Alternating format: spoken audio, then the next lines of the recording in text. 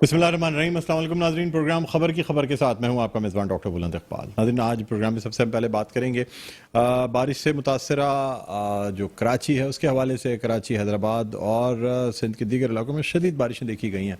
ख़ासतौर पर अगर हम बात करें बालाई सिंध की तो वहाँ अब भी बादल मौजूद हैं, अभी बादल यानी जो बरसात है वो उसका सिलसिला जारी है। मुख्तलिफ सिंध के इलाके जिसमें मीरपुर ख़ास, इसके अलावा डिगरी, झुड्डो और जो ऐसे इलाके हैं जो कि बॉर्डर पे मौजूद हैं या राजस्थान या थर के सहरा के ऊपर मौजूद हैं, वहाँ पे शदीद बारिशें देखने में आई हैं। अगर हम बात करते हैं मीरपुर ख़ास की या दूसरे इलाकों की, टंडू मोहम्मद खां की, तो वहाँ इलाके ज़ेर आब आ गए हैं। और जो सैलाबी रेला है जब वो गुजरता है तो जिस जिस गाँव से गुजरता जाता है वो गाँव जो हैं वो ज़ेर आब आते जाते हैं। लेकिन कराची की सूरत हाल भी कदरे मुख्तलिफ नहीं है। कराची और हैदराबाद में भी हालिया बारिशों ने तबाही मचा दी है। किसी भी सड़क का अगर हाल देखें तो वो किसी गांव देहात से कम मंजर पेश करता नज़र नहीं आता है। नाज़रीन, आज कराची में आला सतह का इजलास भी हुआ जिसकी सदारत जो है वो chief secretary doctor Sohail Rajput ने की, और उन्होंने इसमें ख़ास तौर से जो बारिशों से मुतासरा लोग हैं या जो इलाके हैं उनकी दोबारा से उनकी आबादकारी और इन तमाम चीज़ों पर गुफ्तगू की। नाज़रीन, आपको यहाँ ये भी बताते चलें कि इसी हवाले से पाकिस्तान तहरीक इंसाफ का जो जलसा कराची में होने वाला था उसे पहले बाग़ जिना से मुंतकिल किया गया शारा कायदीन पे, लेकिन उसके बाद ये फैसला किया गया कि इस जलसे को मुलतवी कर दिया जाए क्योंकि इस वक्त कराची की सूरत हाल ऐसी नहीं है कि यहाँ पे जलसा किया जाए। हालांकि बल्दियाती इंतखाबात का जो शेड्यूल है वो भी अब 28 अगस्त का दे दिया गया है, और अब सुप्रीम कोर्ट की जानिब से भी चूँकि अहकाम जारी हो गए हैं इसलिए इन तारीखों में अब कोई रद्दोबदल जो है वो मुमकिन नहीं रहा है। मुत्तहिदा कौमी मूवमेंट पाकिस्तान की दरख्वास्त जो है वो कल इस हवाले से निपटा दी गई है। बहरहाल नाज़रीन, तमाम अमूर पे बात करेंगे। इस वक्त हमें टेलीफोन लाइन पे ज्वाइन किया है रहनुमा है पाकिस्तान, बल्कि स्काइप वीडियो लिंक पे हमारे साथ मौजूद हैं। रहनुमा है पाकिस्तान पीपल्स पार्टी के और मुआविन खुसूसी हैं वज़ीर आला के बराए ज़िला शर्क़ी जनाब इकबाल सांद। अस्सलाम वालेकुम इकबाल सांद, आपको खुशामदीद कहते हैं सर। खैरियत से आप?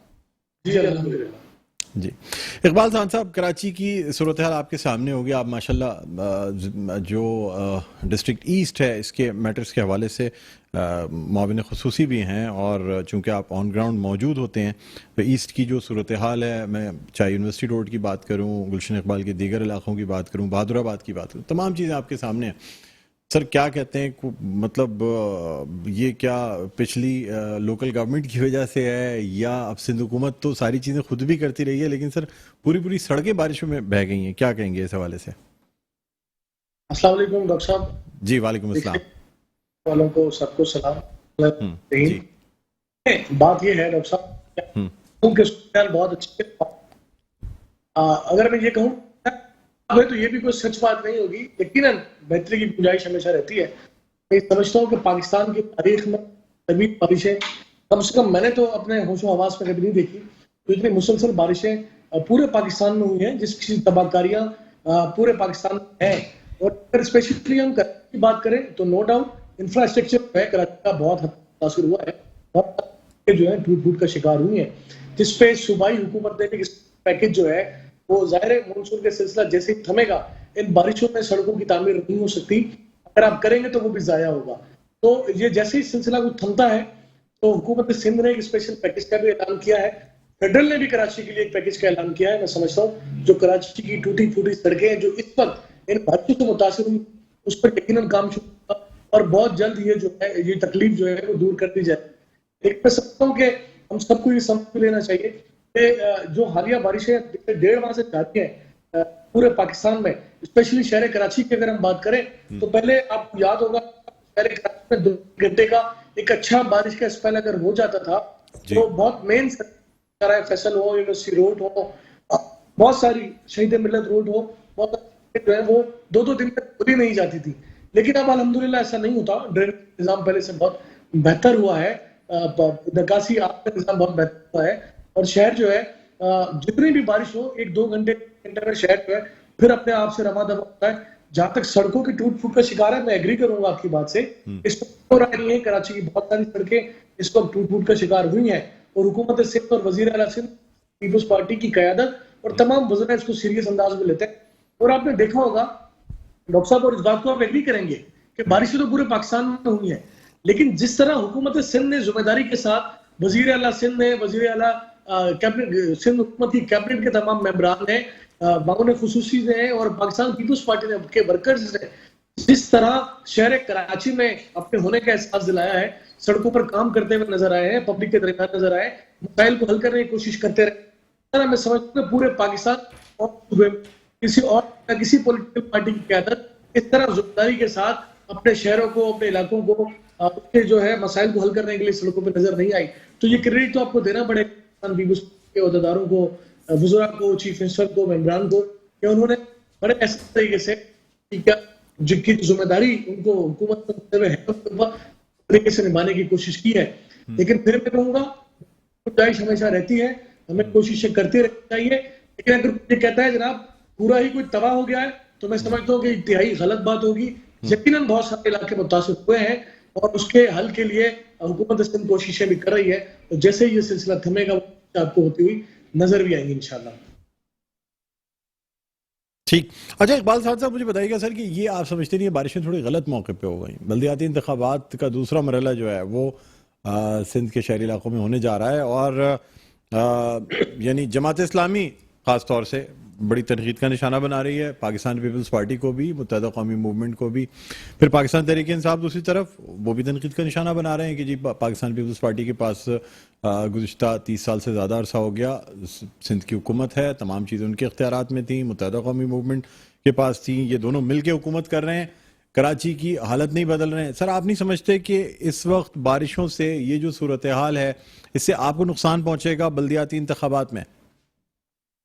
देखिए ये बारिशें जो मुस्तकिल बारिश है, मैं समझता हूँ कि ये तो हमें रब की रजा के साथ राजी रहना चाहिए। हम दुआ करते हैं बारिशें जो है वो हमेशा से रहमत का बाइस बने। लेकिन अगर इसको सियासत के अंदर कर देते हैं, जमात इस्लामी पीपल्स पार्टी पे हुकूमत पे तनकीद ना करे, तो उसके पास ऑप्शन है सियासत करने का। डॉक्टर साहब मुझे बताइएगा जरूर आप, कि उनके पास कोई चॉइस नहीं है। उन्होंने हुकूमतों पे तनकीद करनी है, हुकूमतों में जो भी जमातें शामिल हो उन पर तनकीद करनी है, उनका बनता है।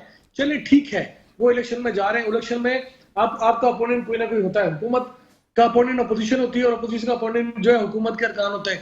तो वो अपनी सियासत कर रहे हैं और अच्छी तरह कर रहे हैं, इससे मैं एग्री करूंगा। तो अपने सियासी अंदाज को, जिस तरह कराची के इशू को वो जमात इस्लामी एड्रेस करने की कोशिश करी और उस पर लोकल बॉडी के इलेक्शन में सियासत कर रही है, तो इसमें कोई दो राय नहीं है। उनका अपना स्टाइल है, कर रहे हैं सियासत, उनको करनी चाहिए और तनकीद करना भी उनका राइट है। लेकिन अगर कोई ये कहे कि बल्दियाती इलेक्शन जो है पीपल्स पार्टी की ख्वाहिश थी आगे लेके जाना, और तो ये इंतहाई गलत बात है।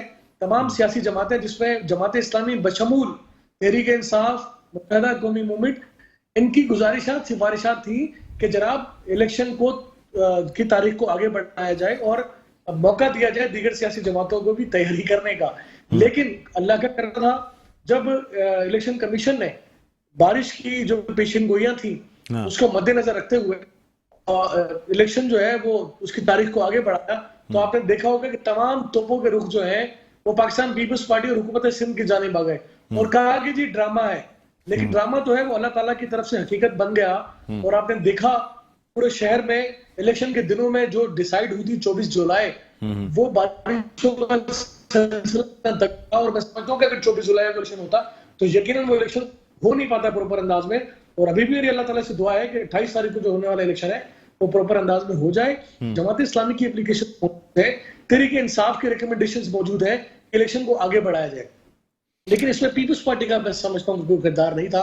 और जहां तक ये कहते हैं कि जब तीसरा टर्नओवर है, तो देखिए जब ये पीटीआई के लोग कहते हैं तो उनको मैं बहुत सादा मिसाल देता हूँ और उनसे सवाल करता हूँ कि जनाब आप ये कहते हैं कि केपी में हमने परफॉर्म किया था इसलिए हमें दोबारा मैंडेट मिला, तो फिर तस्लीम करें इस बात को कि सूबे सिंध में अगर पीपल्स पार्टी ने परफॉर्म किया तो बार बार उनको मैंडेट मिलता है। देखिए 2008 के इलेक्शन में जो हमारे पास सीट्स थी 13 में उसमें इजाफा हुआ, 13 में जो हमारे पास सीट्स थी 18 में उसमें इजाफा हुआ। कैंटोनमेंट के इलेक्शन में जहां पर हम 3 काउंसलर्स लेकर बैठे थे, आज हम 13 काउंसलर्स लेकर बैठे। तो कहीं ना कहीं पीपल्स पार्टी ने ग्रो किया है। कराची में होने वाले बाई इलेक्शन में पीपल्स पार्टी ने अपने वोटों की तादाद में इजाफा किया। एनए 249 को देखें तो हमने वो जीता, और एनए 240 को हम देखें बाई इलेक्शन में पहले के मुकाबले में ज्यादा वोट हासिल किए। तो पीपल्स पार्टी जो है कराची में ग्रो कर रही है और पीपल्स पार्टी का जो वोट है उसमें इजाफा हो रहा है। तो मैं तो यही कहूंगा कि आवाज खल्क को नकारे खुदा समझो। और मैं हमेशा यही कहता हूं कि पैमाना यही है कि पीपल्स पार्टी ने या किसी भी सियासी जमात ने अगर अपने मौकिफ को, अपनी परफॉर्मेंस को अवाम के दरमियान बनवाने में कामयाब हो, उसका पैमाना क्या है? उसका पैमाना इलेक्शन है, उसका पैमाना वोट है, उसका पैमाना रिजल्ट है। तो रिजल्ट आपके सामने है। अंदरूनी सिंध में जितने भी अभी जो बल्दियाती इलेक्शन का पहला मरहला था, उसमें झाड़ू फिर गई, तमाम सियासी जमातों पे झाड़ू फिर गई, और वो अभी कहते हैं जनाब हम सिंध फतह करेंगे। जो सिंध फतह करने के ख्वाब देखते थे, वो पहले बल्दियाती इलेक्शन में उनके ख्वाब चिकना चूर हो गए।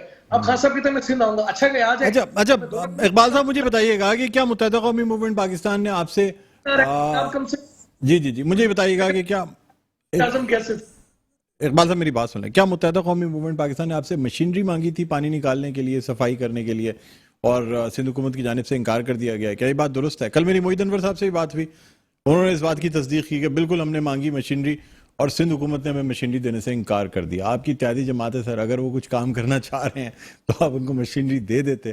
क्या कहेंगे सर इस हवाले से? जो है कोई भी सियासी जमात या किसी फर्द के हवाले नहीं की जाती। सिंध हुकूमत के इदारे हैं, मशीनरी पाकिस्तान पीपल्स पार्टी के वर्कर को भी नहीं दी जाती।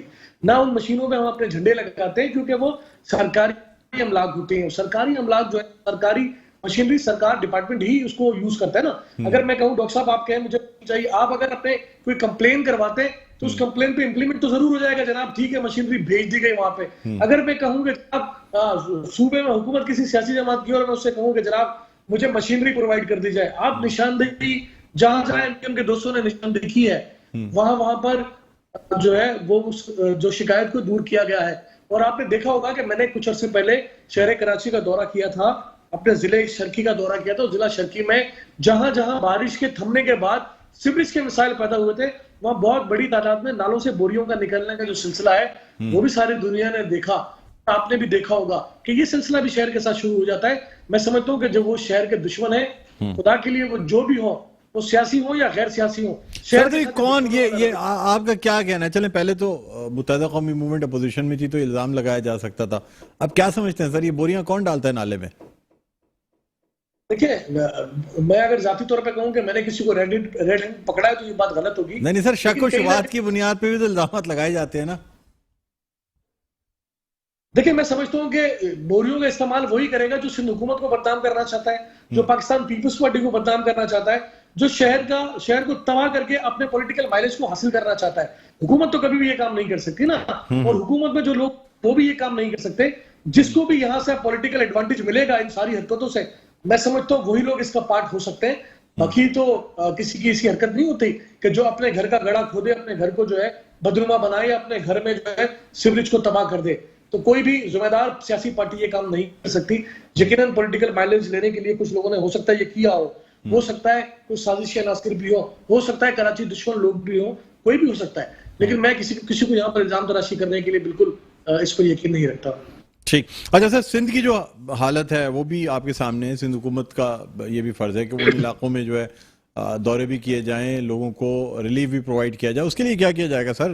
खाली सिंध हुकूमत कराची के लिए तो नहीं है ना, ये हैदराबाद के लिए तो नहीं है। अंदरूनी सिंध बहुत बड़ा इलाका है और इस वक्त जो तबाही मची हुई है उसमें आपकी हुकूमत की अगर सपोर्ट नहीं होती उन मासूम लोगों को जिनके घर बारों में जिनके बाकायदा पानी मौजूद है या ज़रियाब आ गए इलाके, तो बड़ी मुश्किल हो जाएगी इस आफत से बाहर निकलने के लिए।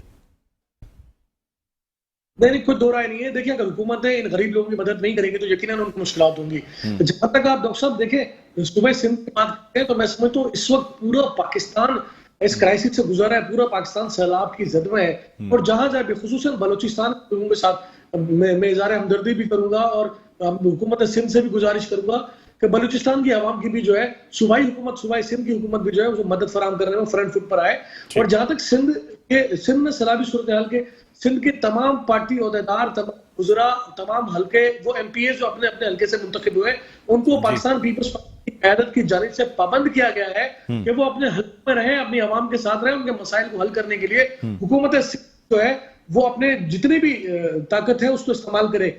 तो पाकिस्तान पीपल्स पार्टी इस बात को लेकर बहुत सीरियस है और सिंध में पाकिस्तान पीपल्स पार्टी ने हमेशा वोट से पीपल्स पार्टी को दिया है और पाकिस्तान पीपल्स पार्टी अपने वोटर को, अपने सूबे के लोगों को कभी भी तनहा नहीं छोड़ेगी, हमेशा उनके साथ है। और आप देखिएगा कि आने वाले दिनों में आप खुद इस बात को कवर करेंगे कि पाकिस्तान पीपल्स पार्टी ने हुकूमत सिंध ने जो है सूबे सिंध में बारिश से मुतासर लोगों की किस तरह मदद की है। ठीक है सर, बहुत बहुत शुक्रिया इकबाल खान साहब, आपने प्रोग्राम के लिए वक्त निकाला। नाज़रीन, रहनुमा पाकिस्तान पीपल्स पार्टी और मुआविन खुसूसी बराए ज़िला शर्की वज़ीर आला सिंध के इकबाल साहब हमारे साथ मौजूद थे। यहाँ हम एक वक्फा लेना चाहेंगे। नाज़रीन, वक्फे के बाद दोबारा आपकी खिदमत में हाजिर होते हैं। देखते रहिए प्रोग्राम खबर की खबर। जी नाज़रीन, वेलकम बैक। एक बार आपको खुशामदीद कहते हैं प्रोग्राम में खबर की खबर। मैं हूं आपका मेज़बान डॉक्टर बुलंद इकबाल। नाज़रीन, अब हम कुछ बात करना चाहेंगे पाकिस्तान तहरीक इंसाफ के हवाले से। पाकिस्तान तहरीक इंसाफ का जलसा कराची में होना था, वो मौखर कर दिया गया है। नई जो तारीख अब तक सामने आ रही है वो है 26 अगस्त की। मकसद ये है कि बल्दियाती इंतखाबात से पहले सिंध बशमूल कराची में कुछ जलसे कर लिए जाएँ ताकि कुछ वोट बैंक सिक्योर किया जा सके। दूसरी जानब इमरान खान की जानिब से जो इदारों के ख़िलाफ़ बातें की जाती हैं उनका सिलसिला अब भी जारी है। ख़ास तौर पे शहबाज गिल को जब कल अस्पताल मुंतकिल किया गया, उससे कबल ही जब उनको रिमांड में देने का जो फैसला आया था, उसके बाद पाकिस्तान तहरीक इंसाफ के मुख्तलिफ रहनुमा जो हैं वो जमा होने शुरू हो गए थे। इस पर तनकीद का निशाना भी बनाया जा रहा है पाकिस्तान तहरीक इंसाफ को, और ये कहा जा रहा है कि पहले वही लोग जो कि नवाज शरीफ की तबीयत की ख़राबी पर बातें किया करते थे, अब शहबाज गिल की तबीयत की ख़राबी और अस्पताल की मुंतकली पे बड़ी तावीलें पेश कर रहे हैं और बड़े उसके रीज़न्स बयान कर रहे हैं। शहबाज गिल की अपने वीडियो बयान जो हैं वो भी सामने आए हैं। इस हवाले से मुख्तलिफ और दूसरी खबरें ये भी आई हैं कि जो उनके साथ ICU में खड़े जो डॉक्टर्स हैं, उनमें से एक डॉक्टर जो है वो तहरीक इंसाफ यूथ विंग का सरबराह है और ऑर्थोडोंटिस्ट यानी डेंटिस्ट है। और ये भी कहा जा रहा है कि जी एक डेंटिस्ट का ICU में क्या काम है, अगर शहबाज गिल की इतनी तबीयत ख़राब है भी तो उस डेंटिस्ट की मौजूदगी से क्या फ़ायदा मिलने वाला है। बहरहाल नाज़रीन, इसमें हम बात करेंगे। इस वक्त हमारे साथ मौजूद हैं, ऑनलाइन हमें ज्वाइन किया है, रहनुमा है पाकिस्तान मुस्लिम लीग नून के जनाब आसिफ बाजवा साहब। अस्सलाम वालेकुम सर, खुश आमदीद कहते हैं आपको प्रोग्राम। जी वालेकुम अस्सलाम सर, थैंक यू जी। Welcome welcome sir. ऐसा लगता है कि आपने भी इंतकामाना सियासत का जो तरीका है वो इख्तियार कर लिया। पाकिस्तान नून लीग ने भी शहबाज गिल के बयान पर उनको जिस तरीके से रिमांड में लिया गया, अब उसके बाद तबीयत उनकी इतनी ख़राब है कि ऑक्सीजन के ऊपर उनको नीम बेहोशी की हालत में जो है हॉस्पिटल शिफ्ट किया गया। क्या कहेंगे सर आप? बिस्मिल्लाहिर्रहमानिर्रहीम, आपका बहुत शुक्रिया। गुजारिश ये है कि सबसे पहली बात तो ये है कि शहबाज गिल साहब जो है, गिल साहब, इन्होंने कोई ऐसा उनके खिलाफ या जो इस्लामाबाद की पुलिस है उसके खिलाफ कोई ऐसा एविडेंस नहीं आई। मेडिकल रिपोर्ट सामने आ गई है उनकी, लेकिन कहीं पे तशद्दुद सर साबित नहीं हुआ, नंबर 1। नंबर 2, मैक्सिमम जो है वो पेशेंट है एस्थमा के, और अदालत ने उन्हीं के वकील के मुताबिक उनकी बात को मान लिया है और कहा है कि बिल्कुल ये एस्थमा के मरीज है। अगर वो एस्थमा के मरीज हैं तो यकीनी तौर पे ये जो अगस्त का मौसम होता है इसमें ह्यूमिडिटी बहुत ज्यादा होती है, आपके भी इल्म में है। और एक आदमी जो बिल्कुल रात फिजाओं में रहने वाला हो, अगर उसको लॉकअप में बंद कर दिया जाए तो वहां पर आपको पता है कि जो जेल्स होती हैं, सॉरी जेल के पहले जो थाने की हवालात होती है, वो हवालात गंदी जगह होती है। वहां पे वही वॉशरूम होता है, एक ही कमरे में ज्यादा लोग होते हैं और मुख्तलिफ बैड स्मेल वहां से आती है। अगर कोई शख्स हवालात में 2-4 घंटे भी बंद रह करके आ जाए ना सर, तो जो उसकी स्मेल है वो उसके नहाने धोने के बावजूद उसके जिस्म से कई दिन तक वहां पे रहती है। और अगर कोई एस्थमा का पेशेंट होगा तो यकीनन उसकी तबीयत खराब होगी। लेकिन आप इससे ये प्रिज्यूम नहीं कर सकते कि उनके ऊपर तशद्दुद हुआ है, नंबर 1। नंबर 2, मैं ये समझता हूं कि अगर तशद्दुद हुआ है तो क्या उसके खिलाफ कार्रवाई क्या मुस्लिम लीग नून की लीडरशिप के खिलाफ होगी? वो तो कार्रवाई उन लोगों के खिलाफ होगी जिन लोगों ने उनके ऊपर तशद्दुद किया है, और वो होंगे पुलिस वाले। तो किसी को भी कोई इतराज नहीं है। मैं भी बीइंग स्टूडेंट ऑफ लॉ भी और पाकिस्तान का एक जिम्मेदार शहरी होने के नाते से मैं ये समझता हूं कि अगर पुलिस ने तशद्दुद किया है या पाकिस्तान मुस्लिम लीग नून की क़यादत ने तशद्दुद किया है, ये इन्वेस्टिगेट करवा लें। अगर किसी ने कोई गलत काम किया तो उसको बिल्कुल सजा देनी चाहिए और उसको कानून के कटहरे में लाना चाहिए। सर, कोई वैसे सर ये जो एज़मा होता है या दमा जो होता है ये साइकोलॉजिकल किसी स्ट्रेस में भी बढ़ जाता है। अगर किसी किस्म का स्ट्रेस ज्यादा हो, और 80 से ज्यादा स्ट्रेस कोई और होता नहीं है, आप खुद भी आपने जेल मैं समझता फेस की हूं, होंगी, मैं समझता हूं। आपको हाँ, खुद इस देखिए। बात का अंदाजा होगा कि नफसियाती दबाव जितना असीरी में होता है उतना किसी चीज में नहीं होता, चाहे आप उसको किसी को टच भी ना करें। तो सर क्या फिर कबात क्या, अगर उनको मेडिकल तिब्बी इमदाद दे दी जाती है उसके बाद फिर दोबारा सेहतमंद हो जाएं तो फिर आप अपनी तफ्तीश का सिलसिला शुरू कर लें? देखिए बात यह है, जो कानून है ना उसके अंदर अगर आपने देखें, अगर वो एक अदालत ने उनकी जो रिमांड की, फिजिकल रिमांड की रिक्वेस्ट थी, अगर किसी ऑनरेबल कोर्ट ने उसको रिग्रेट किया है, उसको रिग्रेट अगर कोई अदालत करेगी तो एक टाइम फ्रेम है, एक लिमिट है कि उसके अंदर अंदर मुतलका इन्वेस्टिगेटिंग ऑफिसर ने जो एपीलेट कोर्ट है कंसर्न्ड उसके पास जाना है।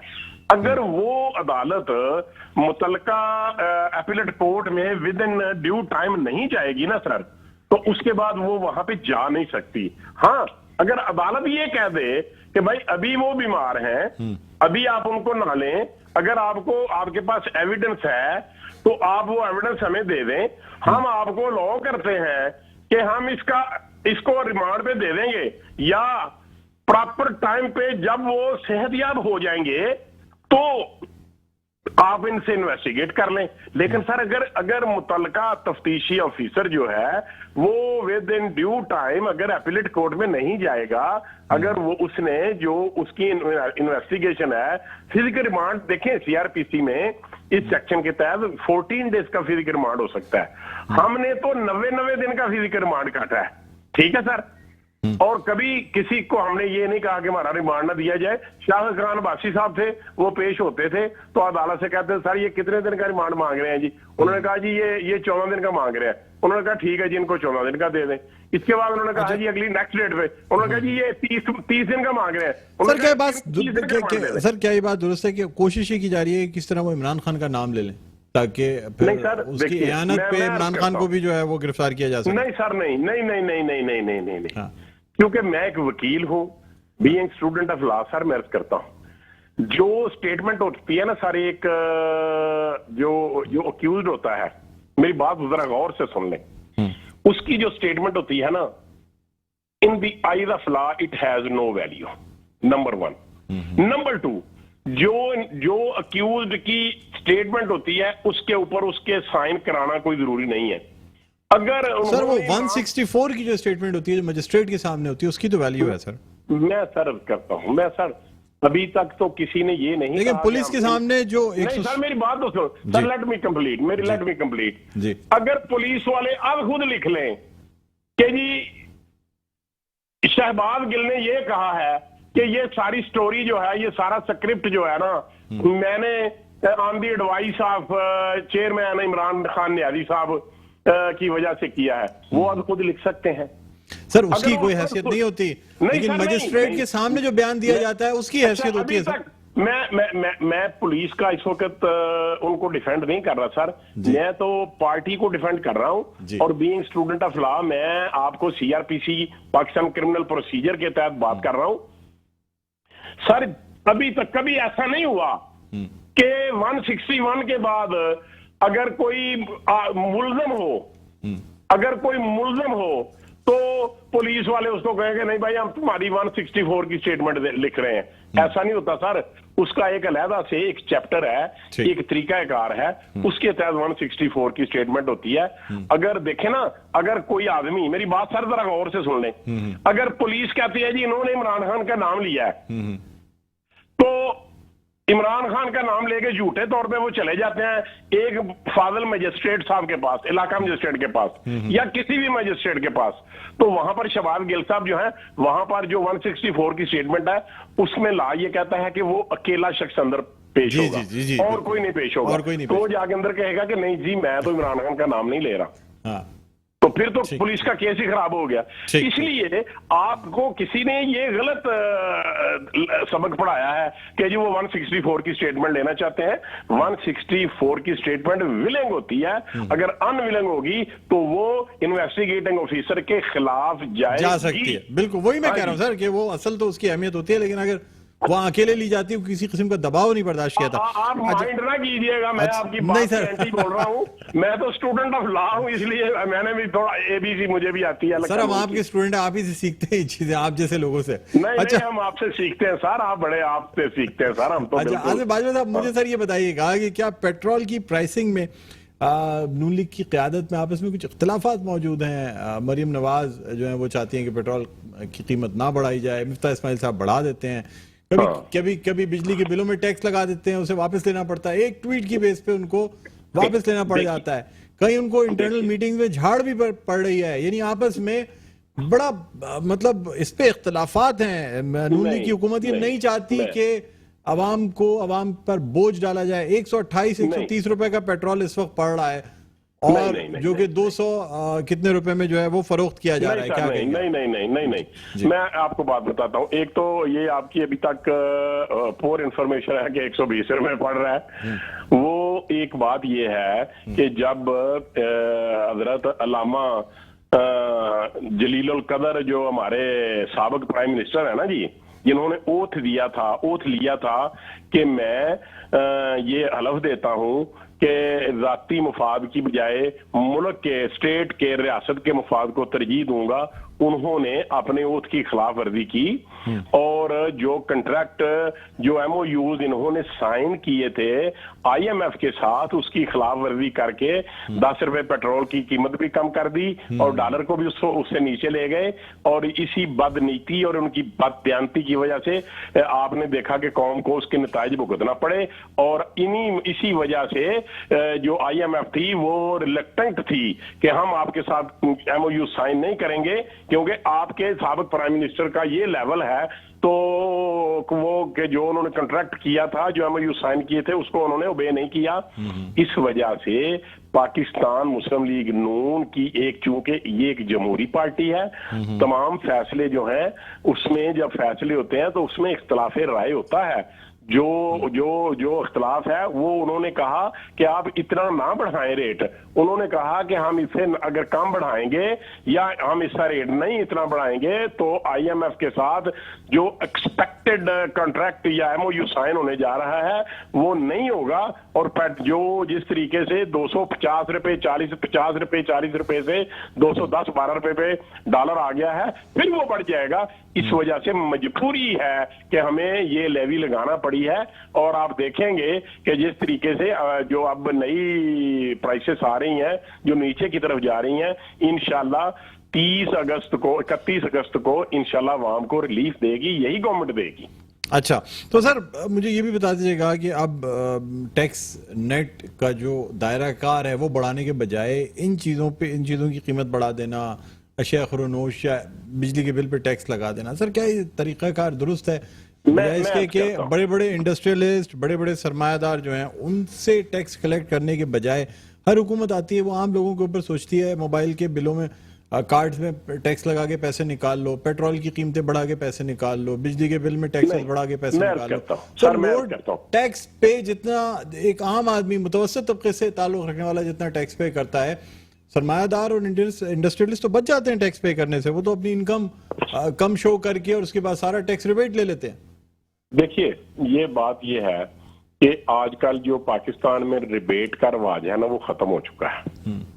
कोई रिबेट शिबेट नहीं मिलता किसी को, नंबर 1। नंबर 2, ये बात आपकी दुरुस्त है कि जो लोग पुराने टैक्स जिंदा हैं उन्हीं से टैक्स ले रहे हैं, नया टैक्स नहीं लगा रहे। मिसाल के तौर पे मैं अर्ज करता हूं, मैं ये समझता हूं, देखें मैं ये मेरे जाती ख्याल है, ये मेरी जाती ख्वाहिश है कि देखें जो ये सारे पाकिस्तान में पेट्रोल स्टेशन है, आपने देखा होगा, और पेट्रोल स्टेशन के ऊपर बहुत बड़ी बड़ी वहां पे वो शोरूम्स बने हुए हैं जो छोटी छोटी चीजें अशिया सेल करते हैं। समझ रहे हैं आप मेरी बात? पानी बेच रहे हैं, पेप्सी बेच रहे हैं, छोटी मोटी खाने पे चीजें बेच रहे हैं ना सर, वो सबसे महंगी होती हैं। अगर कोई चीज मार्केट से 20 रुपए की मिलती है तो वो 40 रुपए की देते हैं, लेकिन इनमें से कोई भी टैक्स गुजार नहीं है। उसके बाद गली मोहल्लों में लोग रोजाना की बुनियाद पे लाखों रुपए, जो छोटे जनरल स्टोर वाले हैं या किसी ने बड़े बड़े वो शॉपिंग सेंटर छोटे छोटे बनाए हुए हैं जो बहुत ज्यादा सेल करते हैं गली मोहल्लों में, छोटे छोटे इलाकों में, तो वो लोग जो है वो कोई टैक्स नहीं दे रहे। अगर हम इन लोगों को, हमें चाहिए कि इन लोगों को टैक्स नेट में लाया जाए। लेकिन अगर इन लोगों को टैक्स नेट में लाएंगे तो फिर भी लोग स्ट्राइक पे आ जाते हैं। वो कहते हैं जी ये देखें जी हमने तो पहले भी टैक्स दिया हुआ है, हमारे बिलों पे टैक्स आ रहा है। भाई वो हमारे बिलों पे भी टैक्स आ रहा है, ये गरीब आदमी के बिल पे भी टैक्स आ रहा है, लेकिन अगर आप बिजनेस करते हैं तो आपको टैक्स भी देना चाहिए। तो ये बड़ा मुश्किल काम है नए टैक्स गुजार बनाना। और पिछली गवर्नमेंट ने बड़े दावे किए जी बुलंदो बाग कि हमने जी बुलंदो बाग दावे किए कि हमने जी बड़ा टैक्स ना, तो उतने के उतने ही लोग हैं, लेकिन वो उन लोगों ने सिर्फ रिटर्न दाखिल की। जिन लोगों ने रिटर्न दाखिल की, अगर उन्होंने नेक्स्ट ईयर रिटर्न दाखिल नहीं की तो उनको नोटिस आना चाहिए कि भाई आपने पिछले साल रिटर्न चलें दाखिल की थी। सर इस पे भी बात करेंगे। मुझे बताएं नवाज शरीफ पाकिस्तान आ रहे हैं सर? तो देखिए जी ये तो हमारी सारी क़यादत कह रही है कि मियां नवाज शरीफ साहब वापस आ रहे हैं और पाकिस्तान में आके वो हालात का मुकाबला करेंगे। लेकिन अभी तक कोई जो पैट डेट है ना वो सर मैं नहीं दे सकता, ना किसी और ने दी है। मेरा ये ख्याल है कि मियां नवाज शरीफ साहब यकीनन इसी साल वापस आ जाएंगे पाकिस्तान में। इसी साल वापस आ जाए सर। वापस आएंगे तो ये भी कहा जा रहा है कि जेल से गए थे, मुल्क से बाहर आएंगे तो वापस जेल जाना पड़ेगा। सर मेरी बात सुने, जब मियां नवाज शरीफ साहब जब उनकी मिसेज बीमार थी और हॉस्पिटलाइज्ड थी तो हमें कहा गया कि वो बीमार नहीं है। ये पीटीआई वालों ने वहां पे जाके भी फोटो खींचने की कोशिश की और मियां नवाज शरीफ साहब को उनकी गैर हाजिरी में सजा सुनाई गई। और मियां नवाज शरीफ साहब को ये इल्म था कि मैं जाऊंगा तो मुझे एयरपोर्ट से बाहर नहीं निकलने दिया जाएगा, बल्कि जहाज के अंदर से ही गिरफ्तार कर लिया जाएगा। वही हुआ तो सर आपको याद है कि सजा सुनने के बावजूद मियां नवाज शरीफ साहब पाकिस्तान आए, जब उनको पता था कि मैं जेल में जाऊंगा, तो वो तो आ गए, अब भी आएंगे इंशाल्लाह, चाहे जेल जाना पड़े फिर क्या है। ठीक है। अच्छा सर ये जो जहाज लैंड कर रहे हैं पड़ोस मुल्क से आके, क्या स्टोरी है सर? ये कोई सदाकत है इसमें या? उसमें तो जो देखें उसमें जो है वो सिविल एविएशन वाले कहते हैं कि कोई जहाज नहीं लैंड किया, एक या दो जहाज थे इंडिया के जिसमें कोई टेक्निकल फॉल्ट था, उनका कोई इशू था। कराची से गुजरते गुजरते टेक्निकल फॉल्ट आ जाता है, इमरजेंसी लैंडिंग गुजरते गुजरते आ जाता है। और ये जो आजकल नया जो इशू है ना वो एक चार्टर्ड जहाज था। जी वो चार्टर्ड जहाज उतरा, वो तो किसी भी मुल्क का वो उतर सकता है पेट्रोल लेने के लिए, तो वो उतरे हैं तो फिर वो चले गए। कोई यहाँ से 12 अफराद भी बैठ के गए उसमें, चार्टर उन्होंने किया था। अच्छा मैं ये समझता हूँ कि इसके मुतल्लक आपको इन्वेस्टिगेट करना चाहिए। आप जैसे जो रिपोर्टर हैं कि आप देखें कि वो कौन लोग थे जो इसमें बैठ के गए। तो मेरा ख्याल है अगर कोई गलत गया लोग तो फिर जो लोग जिन लोगों ने उनको गलत बिठाया है FIA ने, वो इतराज लोगों के जाने पे नहीं है, लोगों को बातें की जा रही हैं कि जहाज खाली नहीं गए, बहुत भरे हुए गए यहाँ से। क्या बात आप कर रहे हैं तमाम चीजों के यहाँ पर तो खाली पेट्रोल नहीं भरा गया उसमें, कैमरे लगे हुए हैं, हर चीज वहां पर है। और ये कोई यहाँ एयरपोर्ट का जो अमला है वो सारे नून लीग के थोड़े हैं, PTI के भी बड़े से दोस्त हैं हमारे वहां पे लगे हुए होंगे, और कुछ ना कुछ तो लीक हो जाना चाहिए तब तक अगर कोई गैर कानूनी काम हुआ। ठीक है सर, बहुत बहुत शुक्रिया आसिफ बाजवा साहब, आपने प्रोग्राम के लिए वक्त निकाला। नाज़रीन रहनुमा पाकिस्तान मुस्लिम लीग नून आसिफ बाजवा हमारे साथ ऑनलाइन मौजूद थे।